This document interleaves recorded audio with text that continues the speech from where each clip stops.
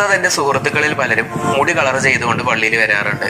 ശരിക്കും ഇവരുടെ നിസ്കാരം സ്വഹീഹാവുമോ? മുജീബ് ചോദിച്ചത് മുടി കളർ ചെയ്ത് പള്ളിയിലേക്ക് വരുന്ന ഇന്നത്തെ പുതിയ ചെറുപ്പക്കാരെ കുറിച്ചാണ്. തൽക്കാലം അതവിടെ നിൽക്കട്ടെ. അതിനു മുമ്പ് ഈ ചെറുപ്പക്കാർ പള്ളിയിലേക്ക് കയറി വരുമ്പോൾ കണ്ണുരുട്ടി ഒരു ഭീകര മുഖത്തോടെ നോക്കുന്ന ചില കമ്മിറ്റി അംഗങ്ങളും അതുപോലെ ചില പ്രായമുള്ള ആളുകളുമുണ്ട്. 60-70 വയസ്സുള്ള ഈ ആളുകളുടെ ഒരു മുടി പോലും നരച്ചത് മുജീബിന് കാണിച്ചു തരാൻ കഴിയില്ല. എന്തുകൊണ്ടാണ്?